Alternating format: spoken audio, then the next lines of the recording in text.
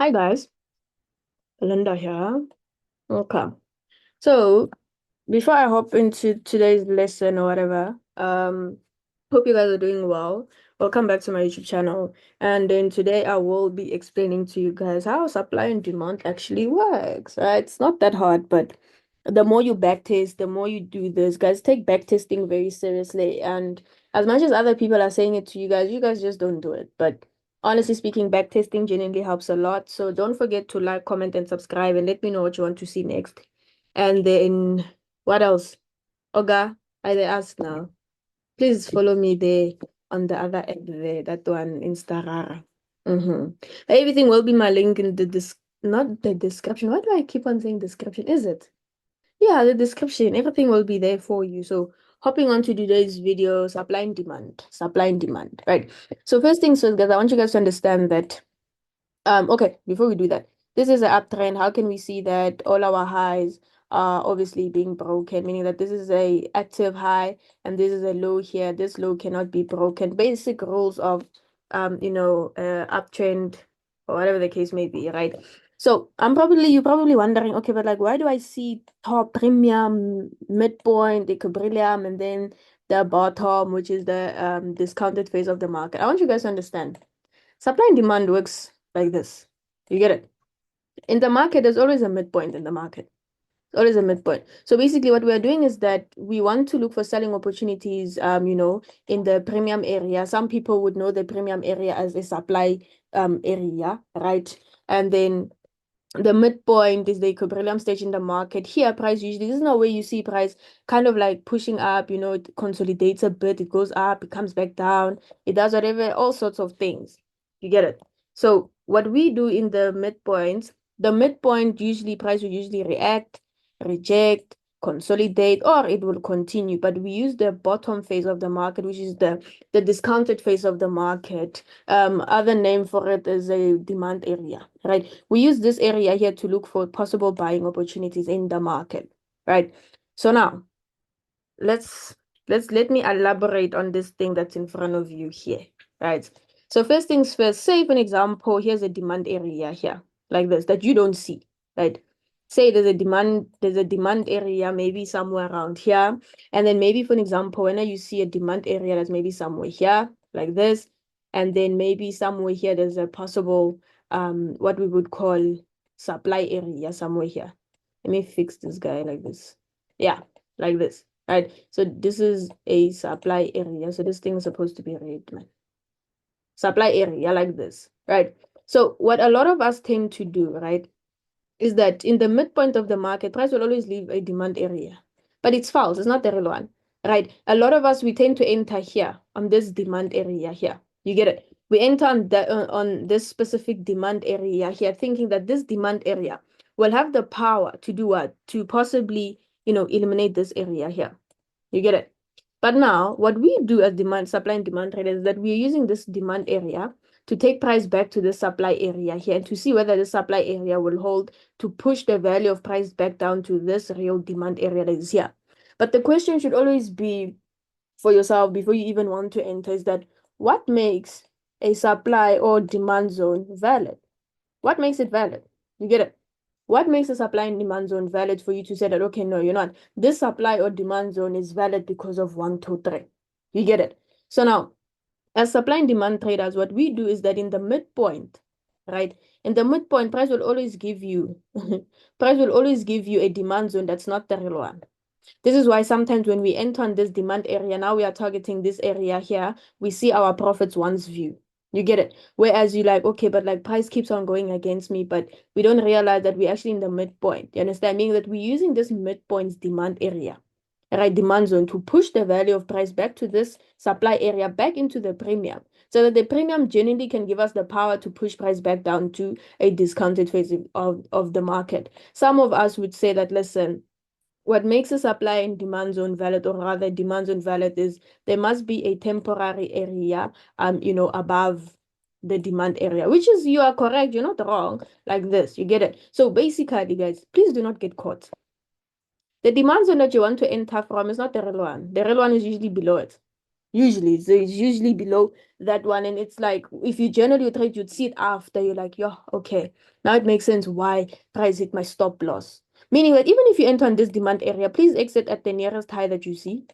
Exit on that inducement before the supply area. Exit at the active high that price needs to take out before it needs to enter, before it needs to tap into a supply area. You get it? So again, it's still the same thing. It's impulse, correction, impulse. You get it? Meaning it's long-term buy, short-term sell, long-term buy.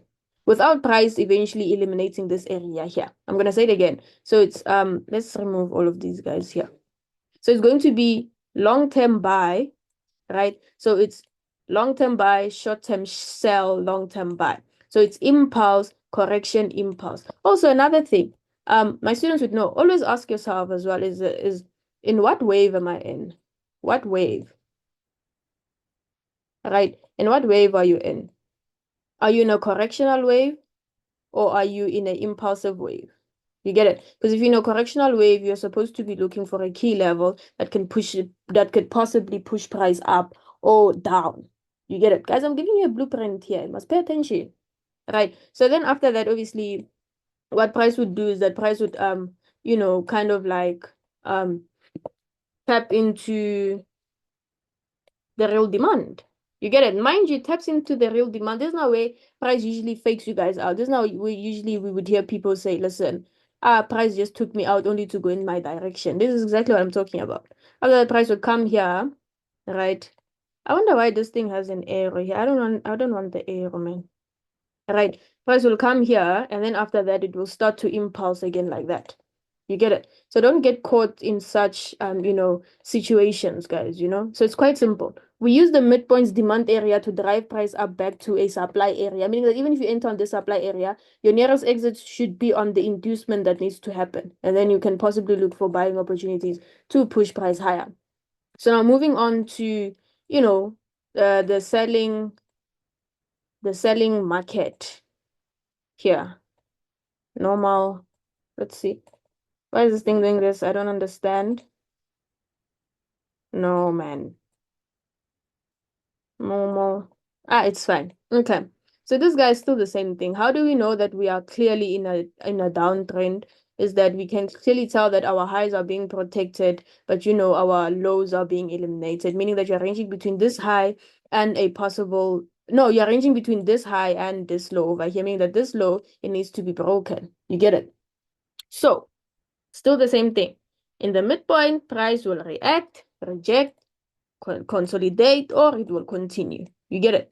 So now over here, for an example, price found a demand area here, for an example, meaning that this demand area that price found here is the beginning of a what? Is the beginning of a correctional wave, a temporary buy for us to obviously sell off. You get it? Now we get into the midpoint. Maybe in the midpoint, you see this supply area here, which is usually always here. There's a supply area maybe here, in the midpoint here. You get it? So what this supply area is doing, let me just fix everything quickly, guys, like this. Put this guy here, demand area here, and then, okay. You get it? So basically what we are doing right now in the midpoint, again, we are using this supply area in the midpoint to push the value of price back down to this demand area here. But this demand is not real, meaning that you don't want to swing from this demand now you want to go against a trend and then maybe you want to exit here. Don't do that. We are using this demand area here to push the value of price back to the real supply that is here, meaning that somebody is already caught inside here, whereas whoever entered here, right, they are caught because now they want to target this low here. You get it? Now, because you want to target this low here, you're already caught because this is in the midpoint. You understand? And mind, you'd also notice that you're basically just part of an inducement. If you put it here, this is a temporary high that needs to be eliminated like this. You get it? Something like this. Whereas now what then happens is that this supply area here, it's there. Yes, I get it. We're using this supply area to drive price back down to this demand area so that this demand area can do what? So that this demand area that is here that we are seeing here can possibly push price up, to a possible real supply area, which is usually above the one that's the fake one. You get it? And then obviously we can possibly target this area here like this. Meaning that you guys genuinely just pay attention. You notice that I'm actually inducement here. Hey, I mean, hey. And the moment you see it, the moment you kind of like get aware of, oh, this is how supply and demand actually works.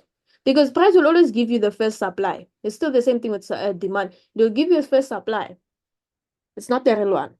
It's usually above it. You get it? So using, like I said, we're using this demand area to drive price up back to this real supply area here. And then from this supply area, we can now start to do what? We can obviously now start to look for our selling opportunities here until this area here, where price will obviously still do the same thing, right? Price will still kind of like do something like this. Correction, impulse correction, impulse correction, impulse correction, impulse correction, impulse correction, until it eventually goes to whatever reactional point it needs to see. But also another tip that I want to give you guys actually, sometimes price can do this. Sometimes price can genuinely not even come back to this demand area that you're waiting for. And then it taps into the real supply. So now what a lot of us will do now, as supply and demand traders, a lot of us will now want to see, okay, since our price didn't tap into this demand area, it means this demand area can still be useful. No. Price already tapped into the real supply. So if price tapped into the real supply, this demand zone that you were waiting for to see whether price will tap into it to push up to the real supply area, whatever the case may be, you don't want to use that supply demand zone anymore. It's no longer there. Leave it alone. Price will just pierce through it. Right. So yeah, guys, without wasting any of your time, let's go to the charts actually. All right, guys. Now let's check what's this pair? GBPUSD. Okay. Right. So first things first is that obviously if we zoom out, we can clearly tell that okay, this guy has been selling. Look, this guy keeps on breaking lows here, right? So now if we zoom in like this, first things first, that what is it that we see, right? We can clearly see that this is an active area here, right? Like this. Right, this is an active area, this guy here, that needs to be eliminated, right? And then a possible strong area could possibly maybe be this area over here for us, right? So possible strong area, or perhaps this one as well, because price reacted off of this area here. You get it? Okay. So now if we zoom in here, what is it that we see? First things first is that let's locate all our things here. So we can possibly use this supply area, this demand area here, which is obviously in the midpoint, it's not the real one, right? We use this supply area, this demand area here. But now, I wonder if maybe, for an example, because usually these wicks here, they represent something here, man. They usually represent like a supply area or demand area or something. But now, I want us to go look for that guy. I think maybe like a 30 minutes would do. Yeah, see here. Here's that supply area there. So now going back to the 1 hour, we have this supply area here, which is a supply area everybody's focusing on. Because I mean, why not? But now here's the demand. Here's also another supply area that's above it. You get it? So don't get confused. So now I wanna show you guys the two traders we have. We have a trader that's gonna enter here and swing price to the upside. And then we have another trader that's possibly going to look for their selling opportunities here to push price lower. These are the type of traders that we have, right? Like this. Meaning that now what we are doing right now, price can either first tap into this supply area here, like this, come back down into this guy, push, no. Push up into the supply area here and then push down like that. Or price can easily just tap in here and ignore this guy here, only to tap into the real one like that.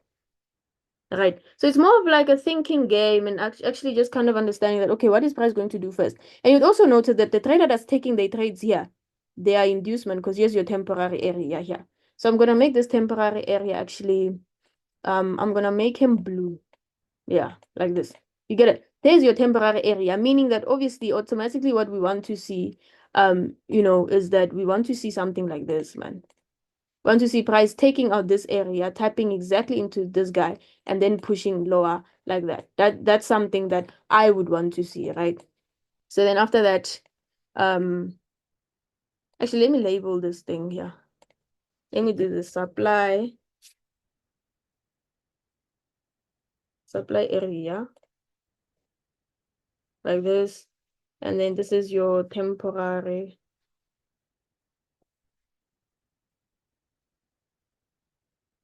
high. It's a high before a supply, right? Like this, and then this can be a demand. This could be a demand area. Let's use 40. Hey, this thing is big. Yo, let's try 12. Yeah, see now, like this. Right, like this. And then we can possibly start to look for our selling opportunities on this area here. And then obviously, what are we possibly targeting? You can easily generally target this area here, since, well, this area is an active area here, right? That needs to be taken out like this. And then after that, let's see what happens.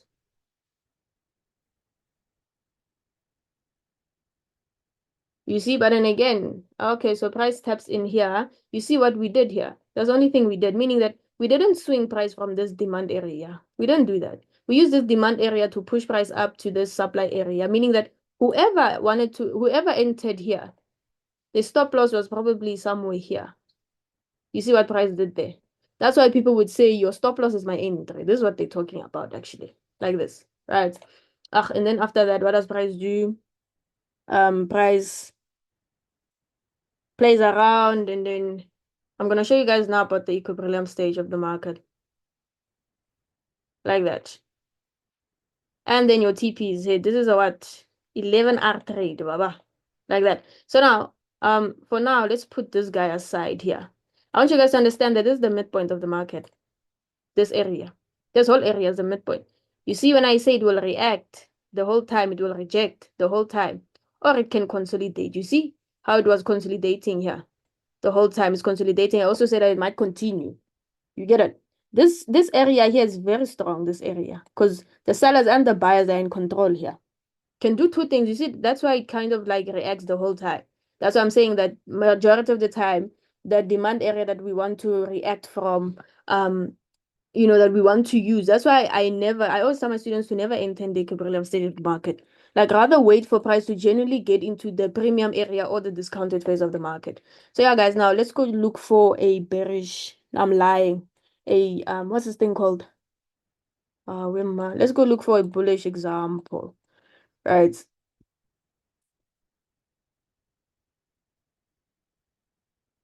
Where is that set up now? Yeah, it's this one. Yo, no, it's this one. Yeah.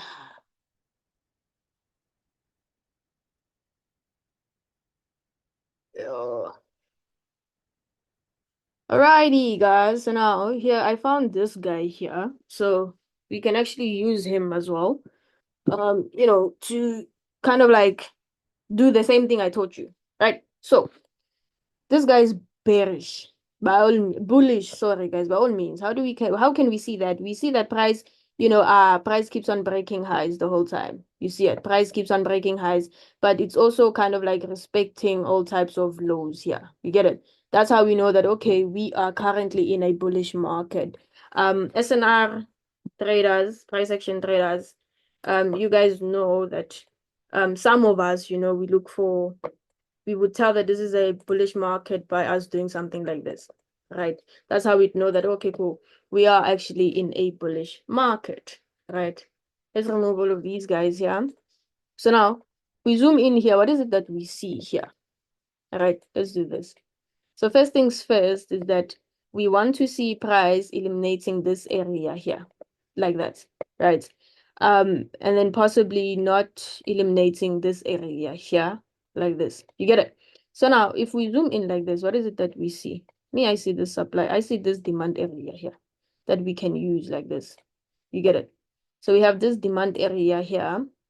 And I want us to go look for a supply for a, what's this thing? For a demand area again. And then here's the supply area that we can possibly use, to push the value of price maybe back to this real demand area here, right? Like this. Yeah, like that. Mark out the whole thing, Baba. Right. Let's go to like maybe a 30-minute time frame to possibly look for a demand area. Okay, let's try 15 minutes. A demand area before the real one. Right. What's this? Okay, so here's that demand area here. We can use this demand area here, which price actually used already, like this, right? So going back to our 1 hour time frame, meaning that already there's someone who's already inside here, like this. Someone is already inside here. You get it? Targeting this area here. But no, you see what happens now. You see what happens? They enter here, but here's a supply area that's literally going to take you out here, only to possibly come back into this demand area before we, you know, push to the upside. So what happens here is that you'd also notice, guys, generally, if you pay attention, you notice this is a temporary area. We want to see all of those wicks being eliminated. Basically, you get it? But yeah, right?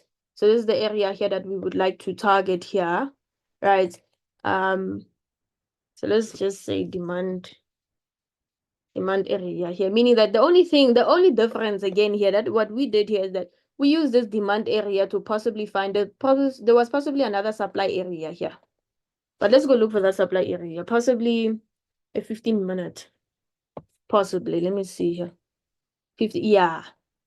Right, like this, play around with your time frames a lot, guys. Like, play around with it a lot. Like this. So you see what happened here? We use this supply area here. Like this. No, man. I want a proper one. Let's try a 10-minute time frame, for example. Maybe we'll see it here. Yeah, here's a 10-minute one. Like this. But present tab here, man. Let's go a bit lower. 7 minutes. 7 minutes. 7 minutes. 7 minutes. Somewhere here. But you see now, present tab in. Maybe like 5 minutes. Maybe like a 5-minute time frame.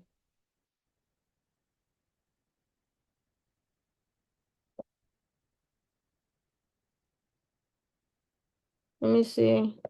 Okay, but anyway, since here, price didn't tap into the supply area that we saw at first, right? That was probably somewhere here. Let's remove this area here, right? Like this. And then do something like this. Right? Seems well. But after that, price kept on going down a bit, only to find this area here, this supply area here. You get it? Meaning that now a price already printed out that supply area, but the person that entered here, they're not aware of it. That's the problem. They're not aware. You get it? So now what we want to see again is that we want to use this supply area so that this supply area can possibly push price back to this demand area before we can possibly, you know, push up with price to the upside like that. Right? And then, yeah, man, can enter your trade here like this.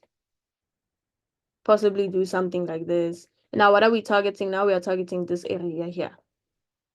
But I'm going to also put a buy here so that I can show you guys actually the difference between these two traders here. Like this. After that, let's see what happens.